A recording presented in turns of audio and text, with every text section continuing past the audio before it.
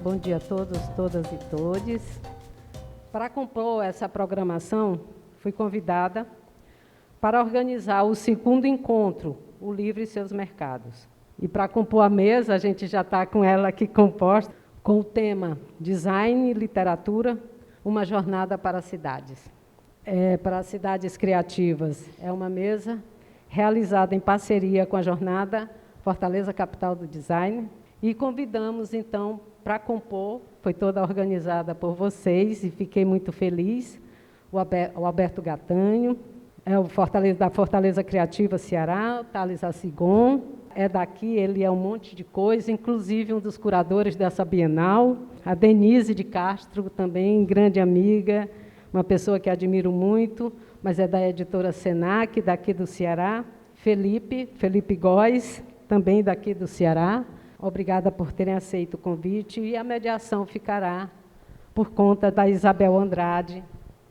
A gente tem como objetivo dessa mesa, a mesa vai discutir as relações entre o design e a literatura, as relações entre imagem e texto, o objeto livro como incentivador da leitura, publicações independentes e também um convite, um convite para a terceira Jornada Mundial do Design.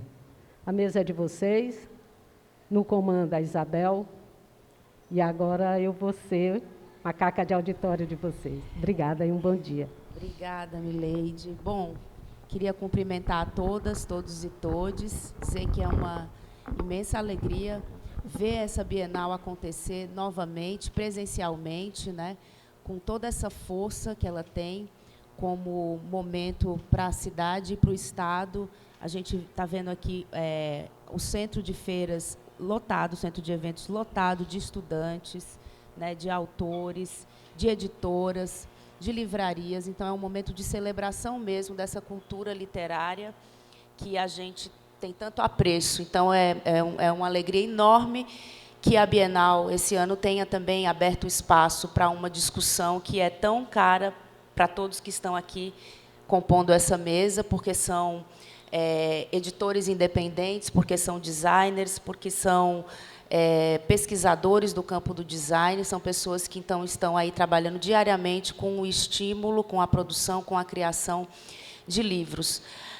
Hoje, a gente vai discutir nessa mesa o design e a literatura na perspectiva de se pensar uma jornada para as cidades criativas. E, de fato, tem sido uma jornada, eu imagino, essa experiência que vocês, que estão aqui na mesa, vocês 5, estão atravessando, uma jornada no sentido de que há uma trajetória, tanto do livro, como daquelas pessoas que produzem esse tipo de conhecimento, através desse objeto que é o livro. Então, eu gostaria de iniciar com essa provocação, no sentido assim, de falar um pouco que essa jornada que está sendo programada para acontecer na semana que vem, entre os dias 23 e 26 de novembro, ela, na verdade, ela atravessa a cidade já há muitos anos. E aqui, durante esse momento, eu gostaria até de pedir, depois que a Denise falasse um pouco a respeito dessa construção da cidade de Fortaleza como cidade criativa do design. Hoje a gente está aqui com o Focus Point da Unesco, que é o Alberto Gadanha, ele é designer, e tem representado os interesses desse campo do design junto à administração municipal, numa relação com a Unesco. Temos aqui um jornalista, pesquisador, designer, editor também, de design editorial, Felipe Góes, que também tem uma produção bem interessante de design editorial, um editor, curador, poeta, artista, editor da editora Substância, que tem agitado e animado a literatura em Fortaleza.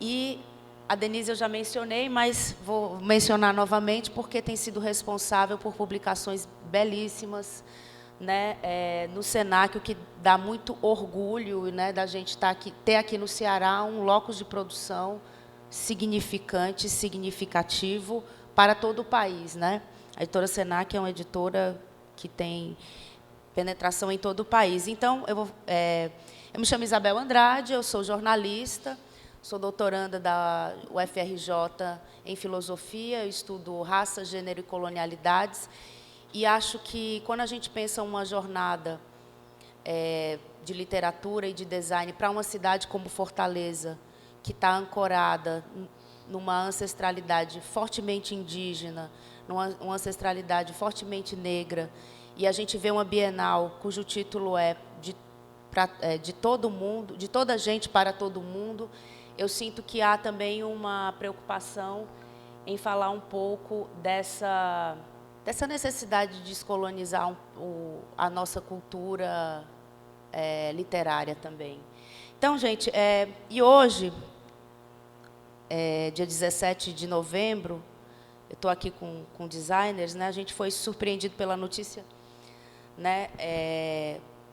Uma notícia triste, porque um grande designer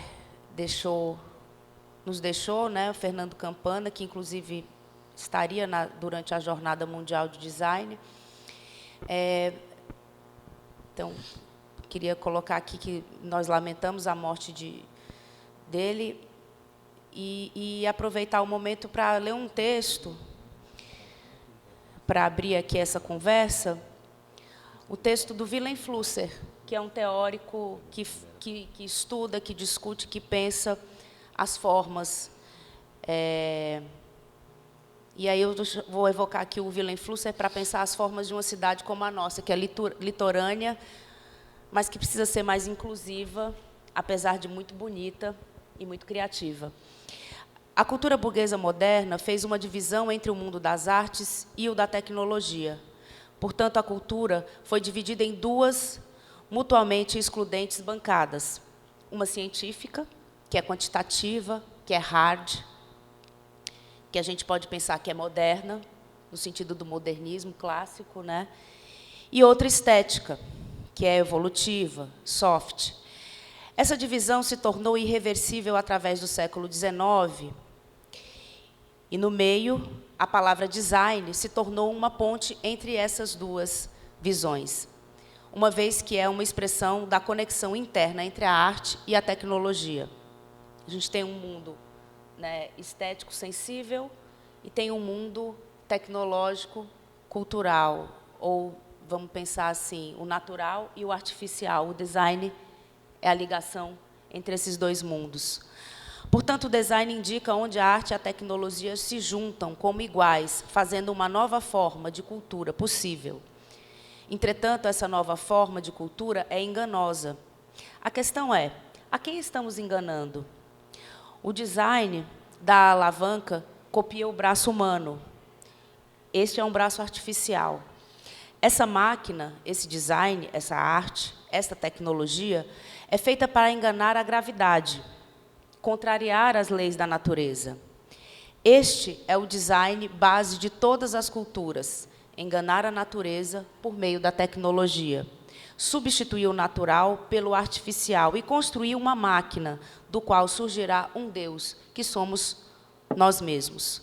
Resumindo, o design por trás de todas as culturas tem que ser enganador, o suficiente para tornar meros mamíferos condicionados pela natureza em artistas. Ser um ser humano é um design contra a natureza. Esse texto é do Willem Flusser. E aí eu chamo ele para a gente poder começar pensando, Felipe, nesse design contra a natureza, né? A gente tem um objeto que é o livro, que guarda o conhecimento de diversas culturas. Ou seja, artificialmente se deposita no livro uma memória, uma história que pode ser repassada. Eu queria que você falasse um pouco dessa trajetória do livro, para que a gente pudesse iniciar essa discussão sobre design e literatura, Perfeito. uma jornada, né? E que porrada do Willem Flusser, né, esse texto. E muita coincidência, porque dentro da fala tem um fragmento que é exatamente esse fragmento, né? Olha que grande coincidência, né? Eu vou só precisar talvez do meu computador, porque eu acho que eu vou ficar sem retorno visual para a minha fala. Ótimo. Bem, essa fala, eu queria então iniciar ela agradecendo o convite. E é um prazer estar aqui falando com todos, estar aqui com companheiros de mercado, gente que tem uma relação muito legal com o design e com a produção literária. Eu acho que esse é um excelente momento para a gente pensar em como o livro tem um papel importantíssimo na nossa sociedade, na nossa comunidade, no nosso país. A gente está passando por um momento de transição muito bonito, que a gente está todo mundo aqui cheio de um sentimento de renovação. E eu espero que tudo isso que está acontecendo na cidade é muito interessante. A gente tem um centro de design que está florescendo aqui. A gente tem uma série de ações acontecendo, e isso é muito legal, vir acontecendo em Fortaleza. Eu acho que durante uns anos atrás eu era uma pessoa muito queixosa de falar e comentar com alguns colegas sobre como eu achava que o design estava num lugar muito esquecido, de alguma forma, na cidade, no sentido não só mercadológico, mas no sentido de como ele pode ser parte de uma série de ações, de construção, de ser essa cola, né, cultural. Então, eu estou muito feliz em estar vendo tanta coisa acontecendo, colegas comentando, né, enfim. O próprio Alberto, acho que é uma figura importantíssima, né? Eu já cruzei com o Alberto em sala de aula, já fui aluno do Alberto na pós-graduação, e agora ver ele à frente disso tudo.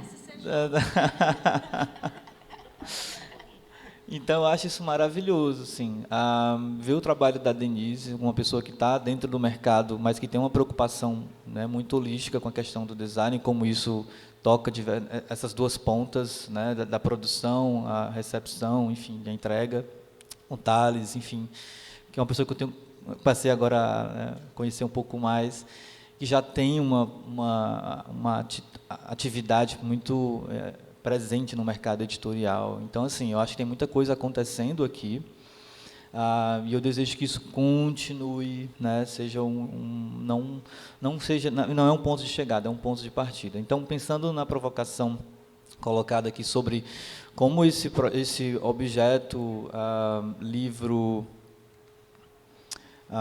chegou, eu queria começar citando essa frase, né, do Robert Bridges, pensando em como a gente precisa pensar no livro como um artefato que ele deve, né, ser pensado para a produção humana, né? Então, se um livro se parecer apenas com uma máquina de papel produzida conforme a conveniência de outras máquinas, só máquinas vão querer lê-lo. E eu acho que essa é uma grande preocupação, e eu acho que a minha fala aqui, ela tem essa preocupação em colocar, em trazer um resgate sobre como a gente começou essa história, de certa forma, embora seja um apanhado rápido e talvez, né, não faça jus a essa história, mas se a gente olhar para como tudo isso começou dentro de uma tradição eurocêntrica, né, eu não vou entrar aqui no mérito de uma tradição oriental, não tenho repertório para falar sobre isso, mas pensando numa tradição ocidental, a gente tem um objeto que vai se estruturar dentro desse scriptorium, né, através de 3 grandes personas, né, que vão então estruturar como um livro deve ser estruturado, né? A gente sai de uma estrutura de um rolo, né, para um códex, ou seja, para uma sequência de páginas que nunca mais nos abandonou, né? Com todo o advento de tecnologias, com toda a chegada de possibilidades tecnológicas, com o boom do iPad ali entre 2011 e 2013, a gente tem o livro sobrevivendo a tudo isso, né, e permanecendo, né, com o fechamento de jornais, com a decadência do mercado editorial no sentido das revistas, o livro continua. Isso é maravilhoso e é impressionante como é assim.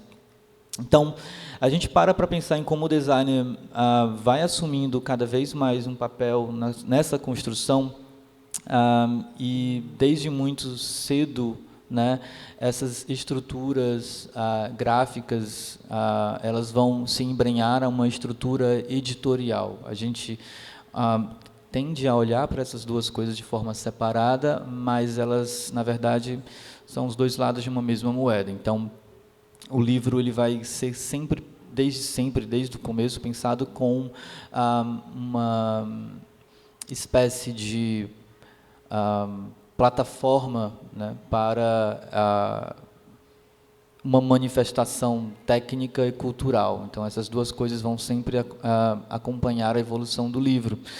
Então, o desenho de página, por exemplo, embora possa parecer muito primordial e talvez não uma grande novidade para a gente visualizar isso, mas isso é do ano 800. Então, a gente para pensar o que seria, o que foi para algumas pessoas. Lógico que eu estou falando de uma casta social muito restrita, que tinham acesso a livros, a ideia de leitura, mas que havia aqui desde sempre uma preocupação na construção visual dessas páginas, que perpassa, então, muito pela maneira como o design editorial contemporâneo vai ser influenciado. Então, a gente tem, dentro dessa tradição, e ao longo dela, esse esmero e essa aplicação dentro dessa construção, que vai passar por mudanças no momento em que a gente sai de uma tradição caligráfica, onde esses livros são produzidos manualmente, através desses copistas, escribas, iluminadores, né, até a gente entrar numa tradição tipográfica, né, dado a possibilidade de uma prensa tipográfica. A gente fala muito do Gutenberg, né, de como Gutenberg ele né, mesclou duas tecnologias, né, uma máquina de cunhar moedas e a prensa de uvas, e ele transformou isso numa prensa tipográfica. Mas a gente esquece muitas vezes que existem outros personagens que são fundamentais para como a gente passou a lidar com essa construção editorial. Uma das pessoas que eu acho que é um grande nome nessa história toda é o Aldus Manutius. A gente costuma esquecer de falar do Aldus Manutius e do Francesco Grifo, que é alguém que é contemporâneo ao Manutio, se eu não me engano, e que vai contribuir muito sobre o desenho de página, né, muito semelhante ao que a gente tem dentro do livro contemporâneo, mas eu gostaria de chamar muita atenção aqui sobre como isso era feito dentro de um espectro de cuidado e de esmero, que de alguma maneira a gente parece perder um pouco em algum momento da história. Então, se a gente começa a olhar para trás, né, entender como o livro foi tratado inicialmente, e a gente se debruça sobre essas páginas, a gente sente uma certa, talvez, inveja, né, sobre, caramba, olha como isso era feito, né, era o cuidado que se dava a uma publicação, isso feito com tipos móveis, né, mas dentro de um cuidado muito grande com o desenho de página. E eu acho que esse cuidado ele não é meramente estético. Eu acho que tem uma ideia muito vulgar sobre a estética de que ela é algo artificial, quando, na verdade, ela é algo muito moral, né? A estética ela é essa moldura da moral. Ela faz parte, então, dessa construção de sentido e da própria cultura. O livro, por si só, ele é esse arcabouço material, gráfico, cultural, né? Ele preserva tanto os aspectos estéticos como os aspectos técnicos, como eu havia, né, dito, com relação aos meios de produção de um tempo. Então, esse livro ele é fruto de uma série de forças que atuam sobre ele, sobre o sentido de produção, técnica, estética, moral e, sobretudo, política. Então, ele é um excelente artefato humano para essa construção, né? Para a gente pensar nisso como objeto dessa arqueologia humana. Se a gente pensar que um dia nós não estaremos mais aqui, a raça humana, né? Eu tenho certeza que o livro será um objeto dessa arqueologia. Tipo assim, essa raça em algum momento produziu isso, né? Enfim, e é isso. Ele é capaz de reunir diversos campos da sociedade, né, dentro do seu aspecto material. Então, essa passagem estética, essa transformação estética, técnica e cultural que o livro sofre ao longo dos séculos, é muito pertinente para a gente pensar em como o livro contemporâneo vai se estruturando. As páginas do Grifo, por exemplo, são coisas absurdas para o seu período, para o seu tempo, né? A gente tem aqui uma composição tipográfica, talvez das coisas mais bonitas que eu já vi em termos de paginação, e a gente não costuma mais ver isso com esse tipo de acabamento, né? E aí eu acho que essa é uma tomada de consciência que talvez a gente possa fazer aqui nesse momento, para a gente refletir sobre a construção estética do livro, né? De como ela é um espaço para a apresentação dessas manifestações estéticas e técnicas. Então, qual é a ideia aqui, né? O que acontece ao longo dessa evolução? À medida que a gente vai caminhando para um designer que encontra dentro desse esmero tipográfico, dentro dessa construção visual gráfica, uma possibilidade muito rica para construir essas páginas, a gente vai encontrando também a sedimentação de uma maneira de se pensar o livro, né? A composição visual desse livro. Com isso, a gente encontra diversos momentos a chamar a atenção sobre como nós podemos nos desvencilhar dessas tradições e deixar de lado alguns valores que talvez, é o que eu disse, não é só estético, mas é uma questão moral sobre como a gente pensa na produção dos meios de consumo, né, daquilo que é fruto da capacidade humana de produzir. Então, com isso, eu acho que é importante... Opa! Será que eu...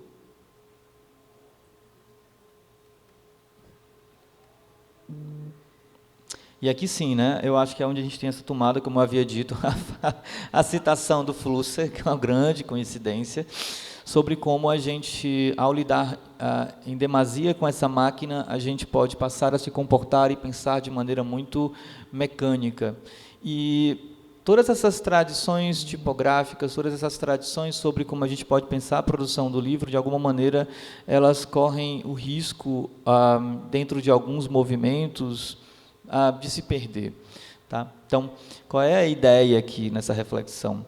Existe uma espécie de distorção estética promovida pela tecnologia, né? Enquanto a tecnologia ela permite a gente alcançar diversas possibilidades de compositivas, ela não acompanha a formação desse profissional ou uma preocupação sobre como isso pode fazer parte dessa evolução técnica. A minha preocupação nunca é com o lado esquerdo aqui, mas com o lado direito, né? A gente tem duas peças produzidas para um fim semelhante, né, mas com expressões gráficas muito distintas, né? Para além de entrar no mérito sobre aquilo que é melhor ou pior, eu acho que é mais fácil dizer que há uma espécie de distorção tecnológica e estética, né? A tecnologia ela vai permitir que haja essa distorção. Então, toda essa tradição com a qual o designer se embrenhou, com a qual o designer se estruturou dentro da sua disciplina, a tecnologia, de certa forma, vai desvirtuar isso. Então, a gente tem, de um lado, o que eu posso chamar de tecnologia operando, ou seja, é a tecnologia que está em primeiro lugar dentro dessa manifestação humana, e, de um outro lado, a gente tem aquele que está operando a tecnologia, né, onde eu acho que está o plano ideal para essa construção, para dentro dessa provocação aqui. De forma que, de um lado, a gente tem, então, a possibilidade de pensar em algo que está conectado a essa sensualidade, a esse sentido mais amplo sobre o que significa a manifestação e produção humana, no caso do objeto livro, e, de um outro lado, aquilo que está pautado por algo que é muito apático, né, e que leva a gente para outros sentidos, para outras palavras, como houve aqui na introdução belíssima, e exatamente essa provocação. A gente talvez tenha separado esses dois mundos, eles fazem parte de um mesmo mundo, mas a tecnologia parece que segmentou isso, e mais do que a tecnologia, eu acho que uma questão política, uma questão econômica, separa essas duas coisas e faz com que essas duas coisas sejam pensadas dentro dessa polaridade. Então, qual é a ideia? A gente tem a página do livro contemporâneo, muito pautada por uma possibilidade tecnológica, e ela corre o risco de ser tocada por um viés muito... onde a gente está pensando, então, nessa tecnologia que opera esse meio de produção e não onde a gente está operando a tecnologia, nessa inversão de polos. Por outro lado, a gente tem a possibilidade de pensar no objeto livro como uma manifestação. Ele não é só um apanhado de páginas, ele não é só uma sequência de páginas, esse códex, mas ele é uma manifestação cultural, ele é um artefato, ele faz parte dessa arqueologia humana. Então, a gente encontra dentro do objeto gráfico a possibilidade da manifestação estética humana de maneira muito primordial. Algo que estava presente em um primeiro momento, que se perde com o passar dos anos, com o passar dos séculos, com a possibilidade de novas tecnologias, e que eu acho que essa seja uma excelente oportunidade para a gente olhar de novo para essas tradições presentes na construção desse artefato. Esses são exemplos de diversos projetos da designer Irma Boom, que acho que ela coloca o livro num outro patamar, né, num objeto que se aproxima muito de um livro-arte. E aí acho que é isso muito do que ela fala, sobre sempre uma espécie de viagem. Quanto mais você olhar, quanto mais você vai ver, e quanto mais você vê, melhor se torna. Ou seja, o livro, ele é esse objeto, voltando aqui, ele é esse objeto que está nesse campo polissêmico. Ele nunca deveria ser esse objeto frio e apático. Na verdade, ele é um objeto dotado de muita sensualidade, de muita semântica, de muita polissemia.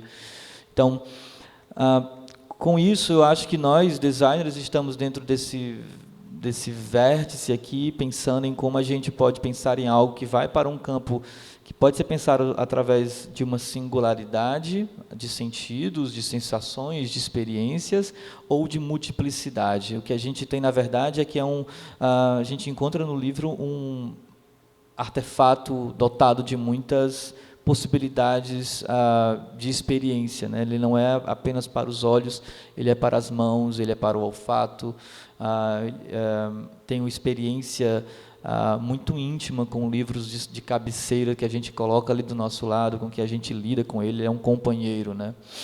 Então, tem uma ideia de que a gente talvez precise agora olhar e, ao retomar esses valores, essas questões presentes na produção humana editorial, a gente esteja muito mais atento a essa possibilidade, a essa multiplicidade, né? O design, então, como agente dessa multiplicidade.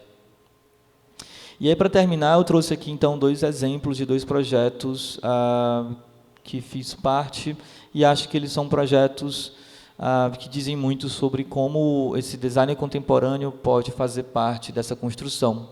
Tá? Vou passar rápido por eles, mas só para exemplificar. Um primeiro projeto, ele faz parte de um conjunto de entrevistas que foi realizado durante o meu mestrado na cidade do Porto, e consiste na entrevista de 4 estúdios de design, de forma que aqui a gente tem o designer como agente produtor de conteúdo, dos textos, as fotos, aos infográficos e até a confecção gráfica material desse livro. Foram produzidos 6 unidades desse livro, né? Uma tá aqui do meu lado. É uma pena que fique sempre essa distância. Vou pedir para o meu amigo, deixa eu colocar aqui, Thales, abrir ele aqui. E ele é um objeto editorial, fruto de uma série de reflexões sobre como o design ele vai gerar uma resposta gráfica final para o objeto. Então, o que a gente tem aqui? Por que são cadernos com tamanhos diferentes, né? Por que é esse nome, né? A ideia de cada escritório foi revisitado por 2 dias. Então, a gente tem um primeiro dia para conhecer o espaço físico e fazer um registro da planta baixa do espaço. E no segundo dia, uma entrevista com os diretores criativos, que é o que eu chamo de cardiograma, né? Ou seja, o entendimento daquele coração que pulsa naquele espaço. Então, aí, essa é uma das fotos tiradas dentro do escritório Bolos Quentes, por exemplo, na Avenida dos Aliados, com os 2 diretores criativos. A minha bolsa está ali em cima da cadeira.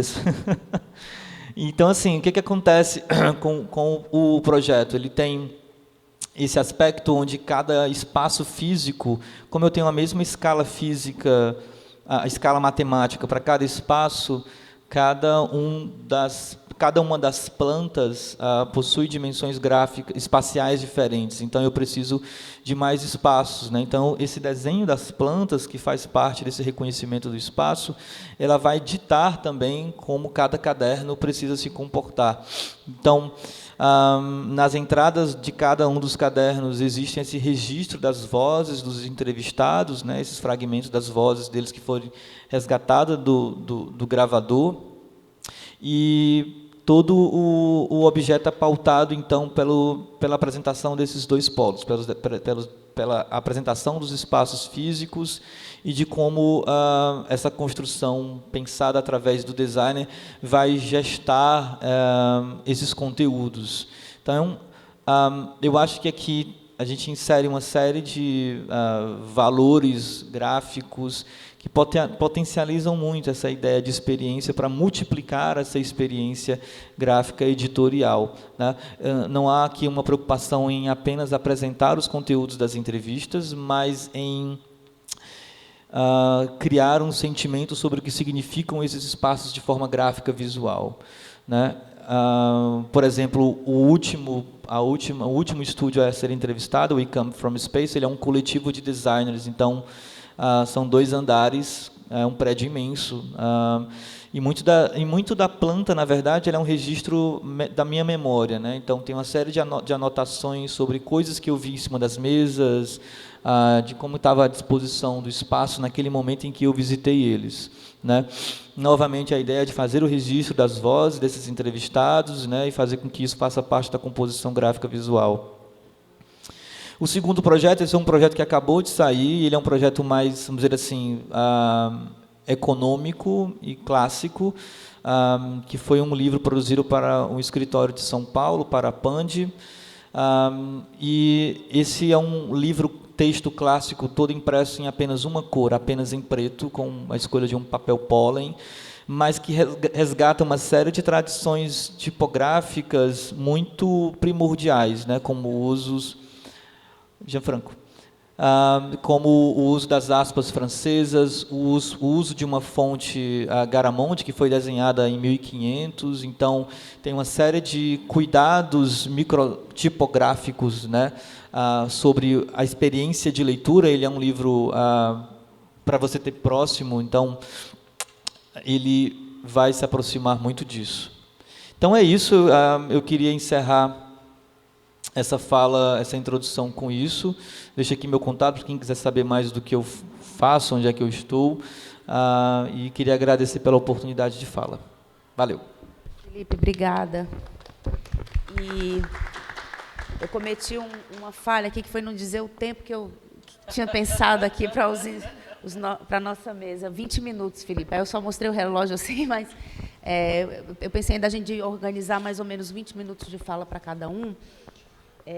Queria agradecer essa sua exposição, porque ela me faz pensar em algumas coisas, né? E, assim, eu vou dar uma embaralhada na ordem, eu ia passar a palavra aqui para o Alberto, mas aí eu queria pedir, Alberto, aqui só para a gente fazer um outro giro, porque me parece que o design editorial tem, assim, um desafio que é constante, que é permanente, né, mas que se acentua muito com a cultura digital, que, como você coloca, tem diversos lados, mas eu queria aproveitar o Thales e a Denise para falar da perspectiva do leitor também, sabe?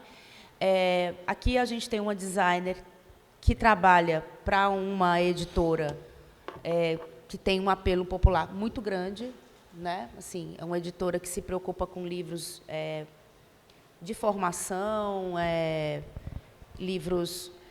É claro que tem eu acho melhor a Denise até falar mais sobre a editora Senac, né, do que eu, propriamente, mas, assim, quando a gente observa, né, são pesquisas de diversas ordens, né, e que tem uma comunicação muito direta com um grande público, um público popular.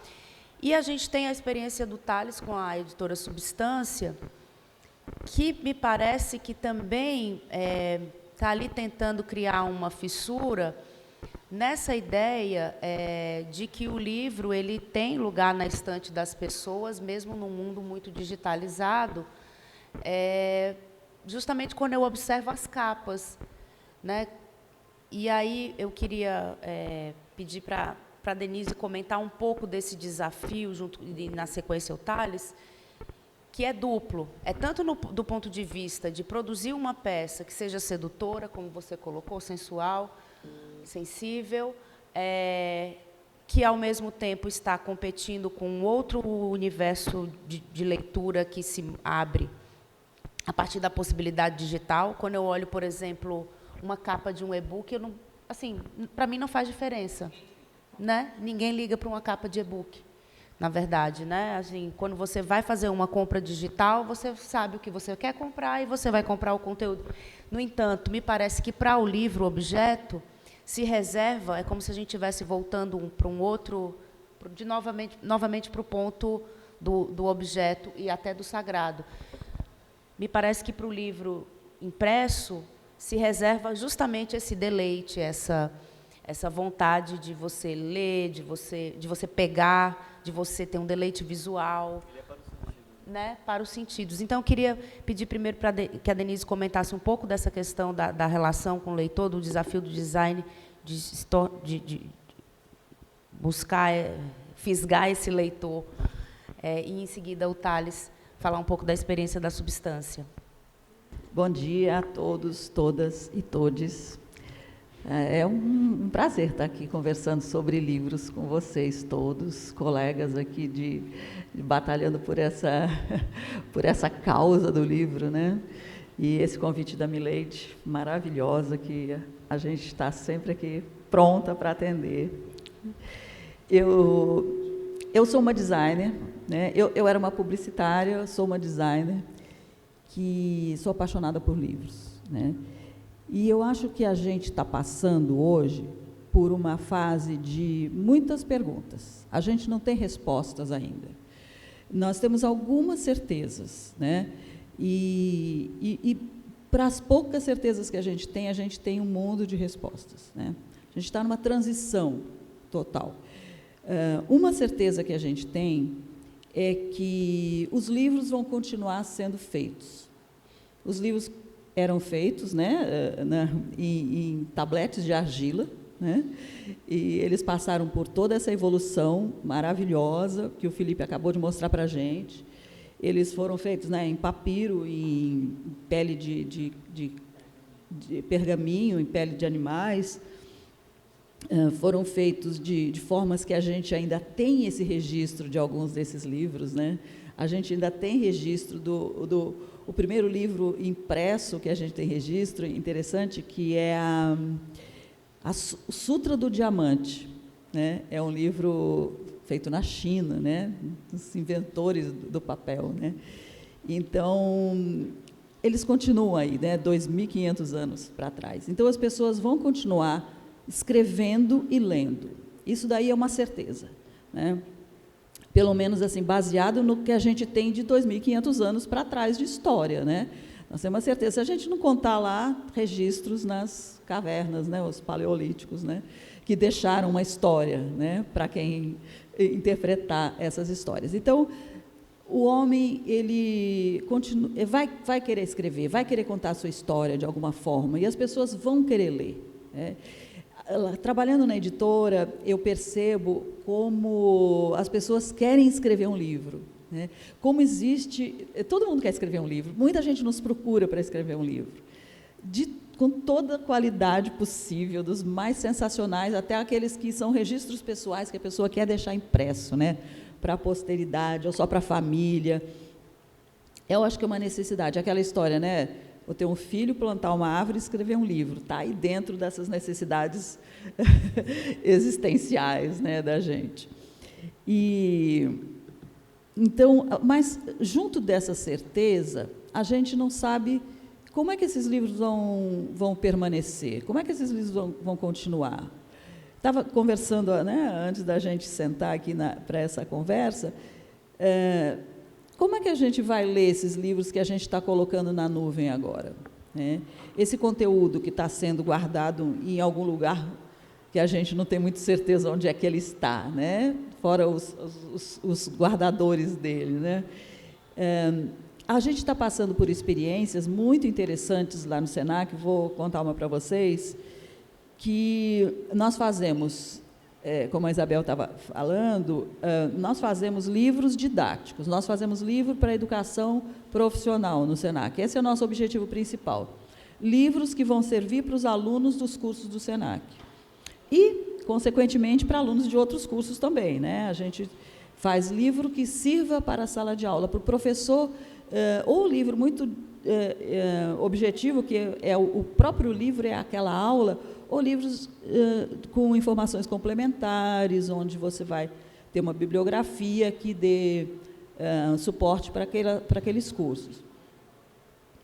E nós fazemos também apostilas, que são conteúdos rápidos para cursos menores, onde a gente ainda não tem um livro impresso para aquele material que está sendo feito ali naquele momento.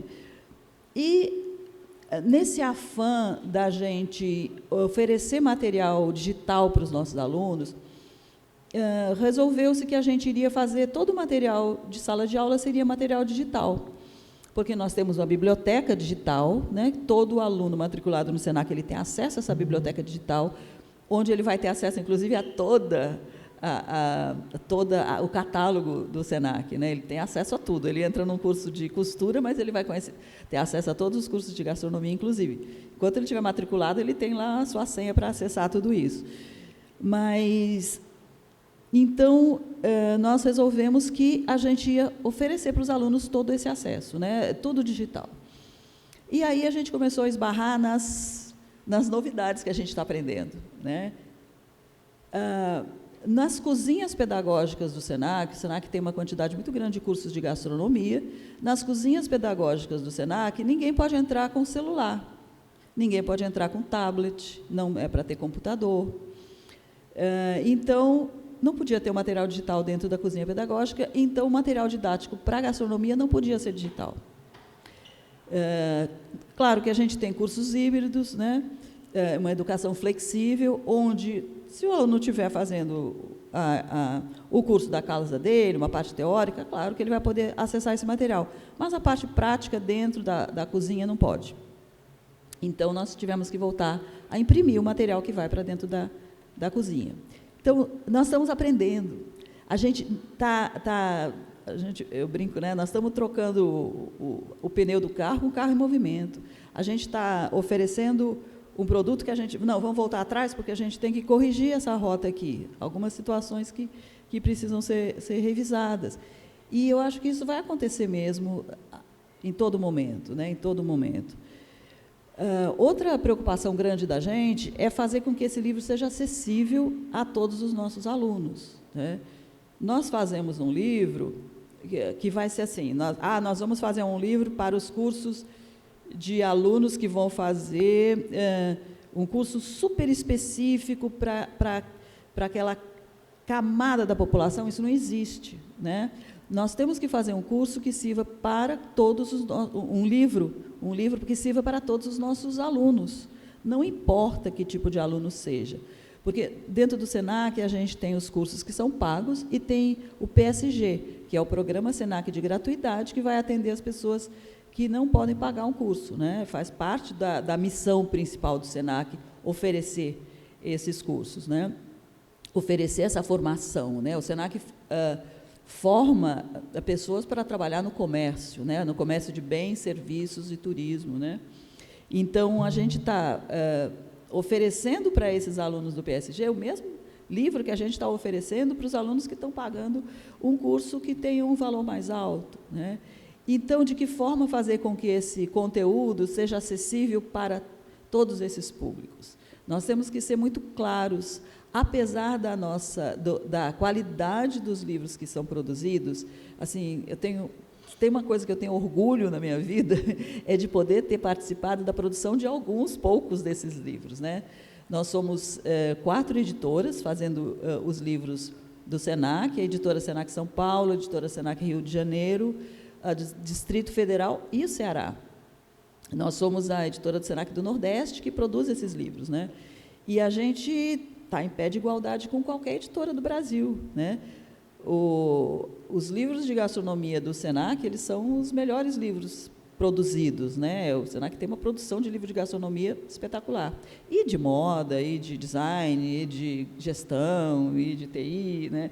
Os livros têm uma qualidade inquestionável. E como fazer com que isso chegue com uma compreensão muito clara, né, para todos os nossos alunos? Esse é um desafio constante. Nós temos que fazer esses estudos todos de todas o que a gente aprende, né, numa escola de design. Nós temos designers trabalhando nesses livros que correm, que passam assim, aquela vontade de trabalhar de uma forma um pouco mais conceitual, mas a gente alia isso a um material didático simples, claro, dialógico, né? A gente precisa conversar com o nosso público, né? É um desafio diário. E muitas perguntas, né? A gente está tentando responder essas perguntas aí aos pouquinhos.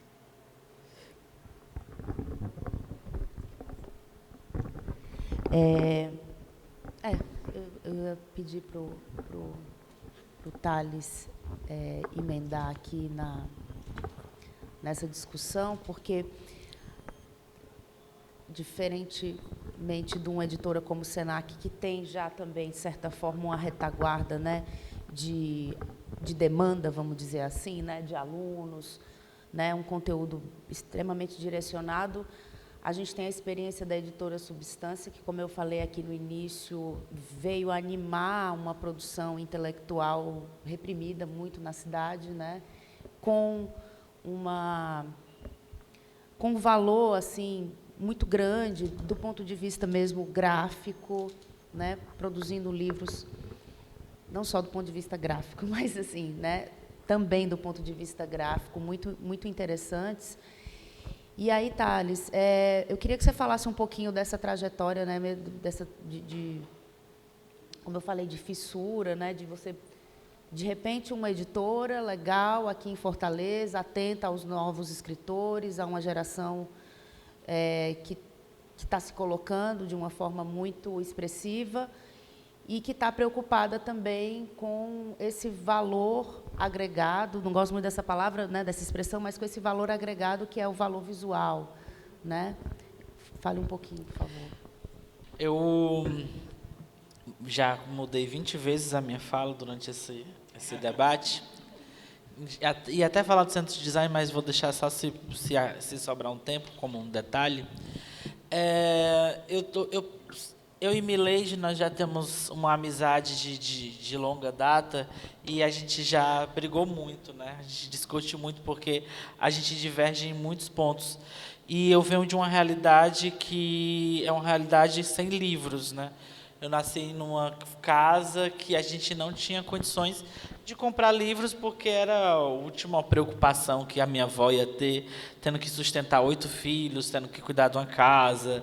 E o livro ele foi surgindo de uma transferência de uma literatura oral, que era a literatura que a minha avó produzia, para uma autonomia própria, né? Tipo assim, eu queria continuar mantendo diálogo com a música, com o ambiente da minha casa, com o ambiente de histórias da minha avó, e quando eu descobri o livro, eu vi que era essa transferência imediata desse conhecimento, dessa sabedoria que ela tinha aqui, né, que vinha das nossas ancestrais, para esse objeto que me facilitava ter acesso a qualquer momento, a qualquer hora, em qualquer local, facilitava muito. Então, seria uma solução para manter sempre um diálogo com a minha avó, para ter sempre essa experiência de vida que eu tive, que foi uma experiência totalmente imersiva em poesia, em literatura, em cultura, sendo que dentro dessa perspectiva da oralidade.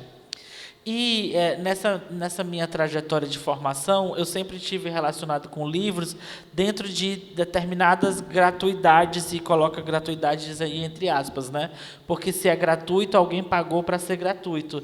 E, no caso, foi sempre experiências com bibliotecas escolares ou bibliotecas públicas. Inclusive, a Biblioteca do Estado do Ceará, né, que hoje reinaugurou há mais ou menos um ano, e essa coisa maravilhosa, eu tive o grande prazer de utilizá-la, ela sempre também. Fiquei brigando esses 8 anos em que ela esteve fechada para reforma, cobrando e pedindo que isso fosse uma agilidade, porque era uma falta, né? E também sempre briguei sobre essas questões das bibliotecas de Fortaleza, que a situação da Dolo Barreira, para mim, até hoje, é inadmissível, e eu tenho uma vergonha de chamar uma pessoa e dizer, essa é a biblioteca de Fortaleza. Para mim é uma vergonha mostrar a Dolo Barreira para uma pessoa que vem de fora e dizer que essa é a biblioteca de Fortaleza, né? A nossa cidade, olha o tamanho da nossa cidade. Enfim, e aí dentro dessa perspectiva, não tem como eu, dentro da minha trajetória, não pensar, e foi quase que natural o primeiro ponto, né? Porque fui querer falar sobre livros e querer fazer uma editora. Primeiro vem da perspectiva da leitura. Quando eu frequentava as bibliotecas comunitárias e me deparava com determinados livros que eu não entendia o conteúdo, eu fiquei instigado a entender como que se entende, né? E aí eu fui pesquisar a leitura. E aí, depois de uns anos imerso nisso, eu fui querer entender como é que fazia o livro. E aí eu fui virar editor, junto com mais 2 amigos meus. No contexto de Ceará, o que a gente olhava e observava? Nós tínhamos algumas editoras grandes, de médio porte, na verdade, assim, tipo a Fundação Demócrito Rocha, que produz conteúdo muito importante para a gente, né? Um Armazém da Cultura, e a gente tem uma série de editoras que são hiper especializadas em fazer conteúdos e produções para prefeituras. Elas produzem e jogam aquilo ali, e assim, que me processem, mas com qualidade nenhuma, assim, com qualidade muito baixa. E aí ontem, conversando com o Cassimiro, que é da Câmara Cearense do Livro, e a gente tendo um debate lá na Rádio do Povo CBN, ele falando sobre essa questão do incentivo, e o jornalista até perguntou, por que sempre quando vocês falam de livro tem que falar de incentivo? Porque se não tiver um incentivo público, dificilmente a gente realmente vai ter um mercado de livro pleno aqui no Nordeste, no Ceará, porque não circula ainda as riquezas, não circula as informações. Se a gente for olhar para a história do livro no Brasil, a gente sabe que a gente já começa com um atraso de pelo menos 300 anos, porque Portugal proibiu que fosse impresso livros no Brasil, né? E quando vem a prensa de Portugal para cá, é só para imprimir documentos oficiais, então essa proibição continuou. A gente tem um atraso muito grande, histórico, quando a gente fala de livro, de mercado. Então, são todas as impossibilidades da existência do livro no meio mais massivo, no meio mais popular, na qual ele deveria realmente se destinar. Então, a gente tem uma camada da população que tem acesso ao livro, que vive com o livro, que nasceu junto do livro, que conhece o livro, porque aí você assiste qualquer programa de literatura, e aí qualquer escritor que está inserido nesse contexto social vai dizer, não, eu gosto de ler porque meu avô tinha uma biblioteca maravilhosa, eu gosto de ler porque meu pai tinha uma biblioteca maravilhosa. E aí quando você pega essa geração de escritores e escritoras que vêm de ambientes periféricos, elas não tiveram essa experiência de viver perto do livro, né? Então esse livro, esse objeto aqui, que para a gente parece tão comum, na verdade ele é muito mais incomum do que comum, se a gente for olhar numericamente a nossa população, né? Então assim, às vezes a gente tem quando eu vou relembrar, tipo, a saudosa Kozak Naif, que trouxe essa discussão da sofisticação extrema do livro, só que essa sofisticação atende somente uma parcela tão pouca, assim, tão pequena da sociedade, e aí o livro nem realmente acaba não existindo para muita gente. Quando a gente criou a Substância, a gente olhava para esse contexto e aí a gente percebia que, para as poucas pessoas que ainda restava esse amor, essa paixão pelo livro, a gente ainda não tinha uma produção gráfica, uma produção que fosse interessante, que fosse bonita, que não só no sentido estético, mas também no sentido do conteúdo, né? Que tivesse as escritoras, os escritores que a gente conhecesse, né? Que fosse próximo da gente, que estivesse circulando pela cidade, não simplesmente pessoas que são demandadas a fazer livros para suprir uma demanda do mercado, mas sim para pensar na literatura. E quando a gente escolhe na substância, a gente começou graças a um boom tecnológico, né? Porque com a ascensão da gráfica digital, da impressão por demanda, que a gente podia fazer pequenas tiragens, 100, 200, 300 exemplares, de baixo custo, a gente pôde começar uma editora com cada um, eu, Natan e o Mádia, dando R$600. Imagine começar uma empresa com 3 pessoas com R$600. E a gente tem a substância, 8 anos de existência, mais de 80 títulos publicados, e desde o começo, entendendo o nosso tamanho, a gente nunca pretendeu ser uma editora que tivesse esse apelo realmente, que conseguiria atender todo mundo, mas sim uma editora que se fosse uma plataforma, né? Você vem para a substância, faz um livro bem feito, um livro bonito, e ele serve como portfólio para você ir para uma editora maior, né? Para você conseguir ir para uma Nós, ir para uma Todavia, uma Companhia das Letras, quem sabe. E a gente tem muitas pessoas dentro da substância que fazem esse percurso, né? Publica com a gente e daí vai adiante. E pensando nesse sentido do livro, pensando no que a gente faz graficamente, como design, essa sempre foi a nossa preocupação, eu acredito que esses elementos que o Felipe traz também precisa, a gente fala da história do livro numa perspectiva artesanal, numa perspectiva industrial, né? Primeiro artesanal e depois industrial, mas eu gosto de pensar na história do livro numa perspectiva social, né? Quem está no livro? Quem se vê no livro? É tão diferente. O Zé Falero estava conversando comigo ontem e ele disse que o lançamento mais importante do livro na vida dele foi lá na comunidade que ele nasceu, na Vila Sapo. E aí a gente já fez vários lançamentos de livros lá no Curió, lá na biblioteca comunitária. Pessoas que nunca foram para lançamento de livro, não sabem como é que se comporta no lançamento de livro, e quando participa dessa experiência, por máximo que ela não vai ter o dinheiro para comprar o livro, mas o livro vai estar lá na estante da biblioteca, ela vai consumir depois o livro na biblioteca. Eu acho que a minha maior contribuição é trazer esse aspecto social para essa discussão, né? O design, essa palavra aí tão aparentemente intraduzível, né, para o português, e às vezes tão distante, desde que eu comecei com a substância até agora que eu estou no centro de design, a minha relação com ela é outra, assim, de pensar que o design, na verdade, como esse conhecimento humano, esse conhecimento que a gente estava até discutindo de inteligência, né? A gente pega a mão e faz esse movimento de concha para pegar água, isso é um pensamento de design, né?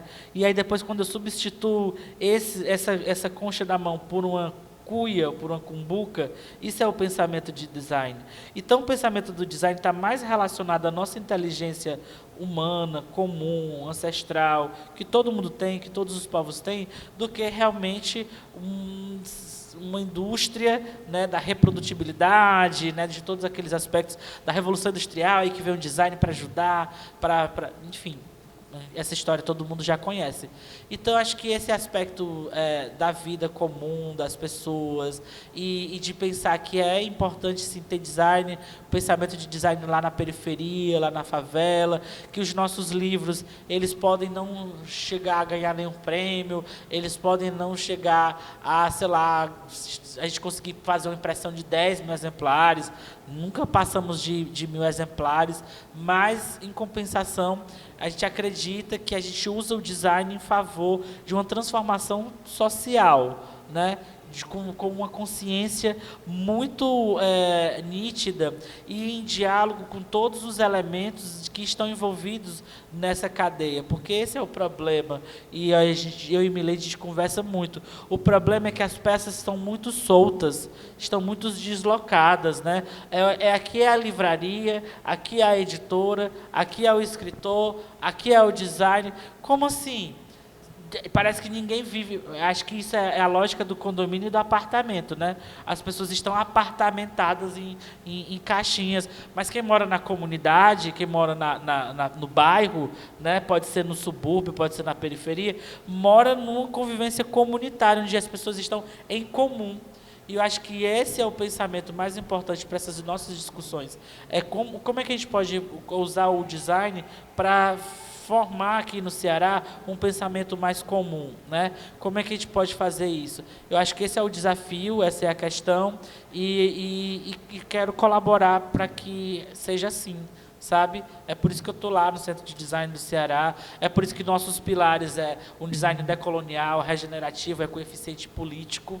A gente escolheu esses 4 pontos, e é por isso que eu continuo nessa área. Se não tiver isso, eu vou fazer outra coisa. Eu vou para a saúde, eu vou para a alimentação, se não tiver essa perspectiva, né? Porque fora disso, acho que é esteticismo, né? Fora disso, e o esteticismo, pelo esteticismo, ele mostrou-se danoso para o planeta, né? Ele mostrou-se com um impacto muito negativo, e a gente está aqui para tentar diminuir esses impactos.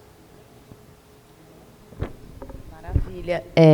Thales, essas suas colocações assim, foram um gancho perfeito para a gente falar da Jornada Mundial de Design, porque ela justamente busca atualizar essa discussão, né, de que design é esse que nós estamos fazendo, né, e o que nós estamos falando quando falamos em design, né?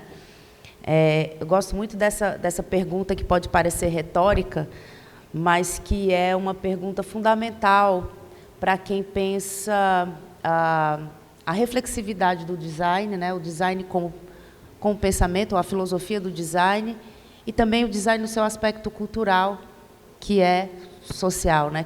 Que a cultura não se dissocia do aspecto social. E aí a gente traz como tema esse design para um mundo em crise, né? E algumas das figuras que vão discutir os aspectos dessa crise, que é ética, que é estética, que é ambiental, né? Que é cultural, são designers aqui, professores, pesquisadores das universidades aqui, das faculdades locais, alguns profissionais, né, como Denise, Felipe estarão lá também, em algumas mesas. E convidamos também algumas pessoas, alguns designers e pesquisadores de São Paulo, do Rio, né, uma jornada mundial, então existem outros países nessa discussão. E aí, antes, eu queria passar aqui a fala para o Alberto, pedindo licença mais uma vez para ler um trechinho de um texto de uma das nossas convidadas, que é a jornalista e curadora Adélia Borges, que eu acho que traduz um pouco dessas questões que são urgentes serem pensadas, né? Como é que o design pode contribuir para uma cidade mais acolhedora, mais acessível, mais bonita, mais inclusiva? Essa é uma questão que a Prefeitura de Fortaleza tem colocado dentro de alguns debates que são realizados periodicamente através de uma plataforma chamada Bora Design. É uma provocação aos designers locais de se pensar como essa ferramenta, esse processo de trabalho que é o design, pode, de fato, assumir um posicionamento, né, de intervenção nesse sentido. Então, eu vou ler só um trechinho aqui do texto da Adélia. Ela diz assim: como o design está no cotidiano de todos nós, mesmo que não tenhamos consciência de sua presença, as questões afetas a ele afetam também todos nós, cidadãos. não podem, portanto, permanecer restritas aos círculos profissionais e acadêmicos específicos dessa área do conhecimento. Só na hora em que a sociedade tomar para si esse conhecimento é que haverá pressão suficiente para que se implantem políticas públicas eficazes relacionadas a ele e à economia criativa como um todo em nosso país. Desde o meu ponto de vista, percebi como nessa metade do mundo do design, o design industrial ainda tem muitas portas fechadas, enquanto o design artesanal é muito potente, sobretudo nas populações mais desfavorecidas. Tenho comido muita poeira por estradas perdidas em povoados e ruelas da periferia para constatar a riqueza da produção indígena e encontrar em comunidades que conjugam com propriedade todos os requisitos de visão contemporânea do desenvolvimento sustentável, que compreende os conceitos ambientalmente responsável, economicamente inclusivo, socialmente justo e culturalmente diverso. Abri meu olhar para o design feito por pessoas comuns para atender às necessidades e desejos. A capacidade de invenção é uma estratégia de sobrevivência de populações pobres da América Latina e da África.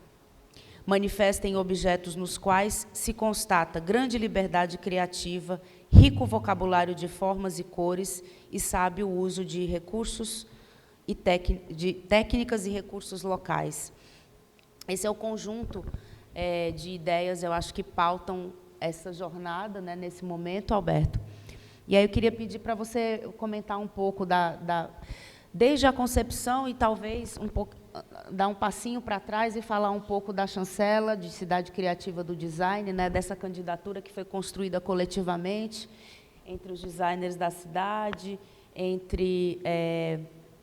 na verdade, uma reunião entre academia, setor público e mercado, para que a gente pudesse, de fato, estar sempre aquecendo essa discussão, né, e promovendo essa ampliação e essa acessibilidade para esse campo do design, né?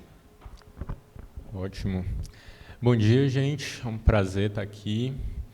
Obrigado, Mileide, pela oportunidade desse espaço aqui para nós. Obrigado a todos, é uma honra, é um prazer dividir a mesa aqui com vocês. E, como o Thales falou, eu fiquei aqui toda hora pensando por que caminhos, né, a gente ia, abrimos com Flussa, então a coisa já tá bem encaminhada. Para chegar na chancela, Isabel, uma das conversas aqui, a gente chegou nesse termo do valor agregado, que muitas vezes a gente usa para falar do design, até nesse aspecto que você falou, Thales, do design esteticista, do design para deixar um produto mais caro, né, tornar ele mais...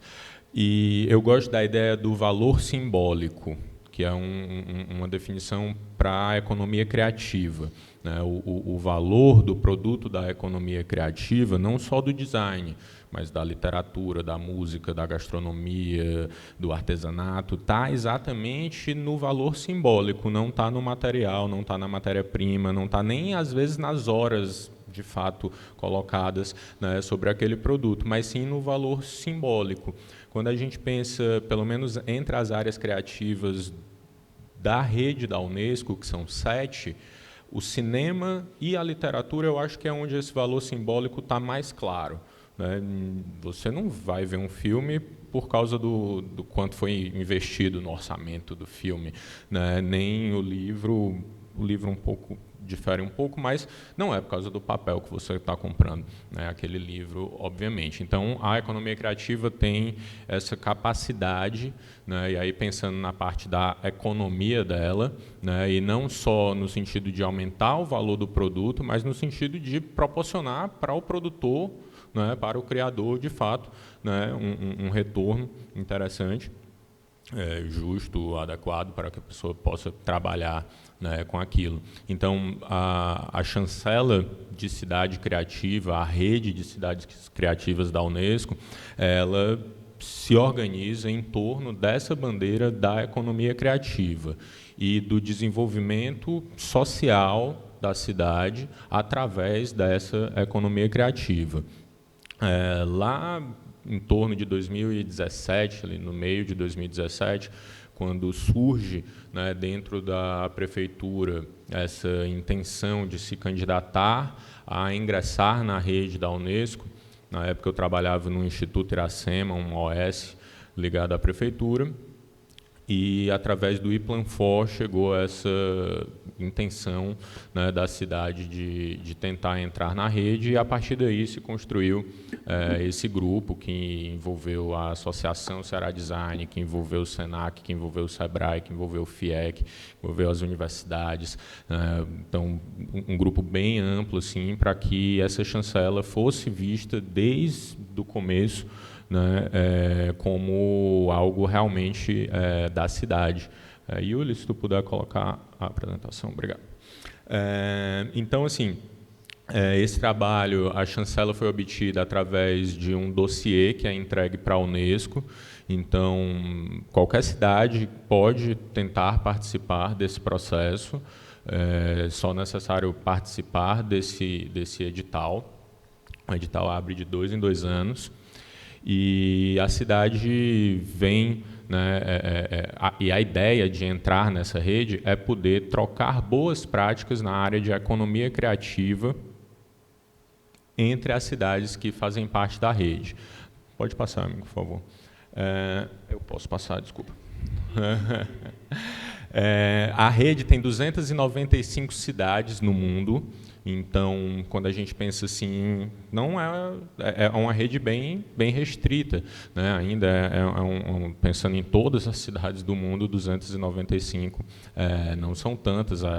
A rede nasce em 2004 e ela vem aumentando, né, de tamanho. A tendência é que ela vá aumentando de tamanho cada vez mais. E, como eu falei antes, essas cidades se subdividem em 7 grupos específicos, né, grupos temáticos de áreas da economia criativa. Fortaleza entrou pela área do design. E aí, muitas vezes, me perguntam isso, né, mas por que Fortaleza entrou na área do design? Talvez a gente pudesse pensar primeiro em artesanato, talvez a gente pudesse pensar primeiro em música, talvez a gente pudesse pensar em gastronomia. Pensou-se em moda, exatamente. E foi da moda que a gente chegou no design, né?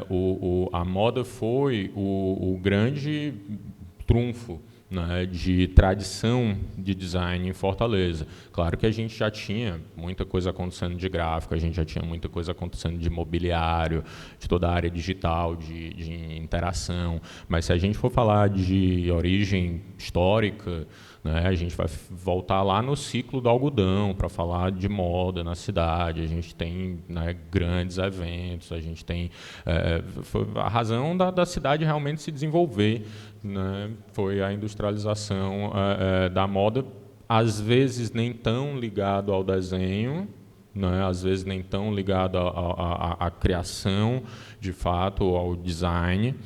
Hoje a gente ainda tem isso muito forte, por exemplo, no mobiliário. A gente tem, no Ceará, né, a gente tem indústrias de grande porte de mobiliário. A gente tem muitos designers que nos últimos anos, cada vez mais, têm obtido renome, inclusive internacional, ganhando prêmios. E a gente está começando a fazer esse processo das indústrias produzirem produtos de designers daqui.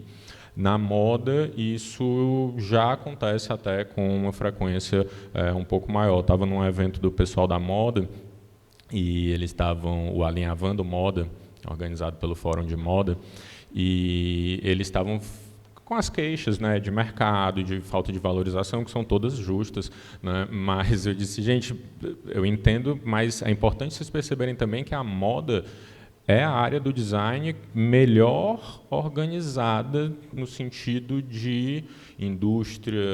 Já faz muitos anos que isso vem acontecendo, esse mercado já está mais profissional e mais robusto. Pode ser que ele precise, pode ser não, com certeza ele precisa avançar, ele precisa valorizar mais, né, a criação local, mas já existe, né, essa infraestrutura do mercado de moda que foi muito trazido nesse dossiê entregue para a Unesco. Mas, se por um lado, né, já justifiquei um pouco dessa escolha do design, né, e não de outras áreas como artesanato ou gastronomia. Até acho que é uma questão estratégica, tá?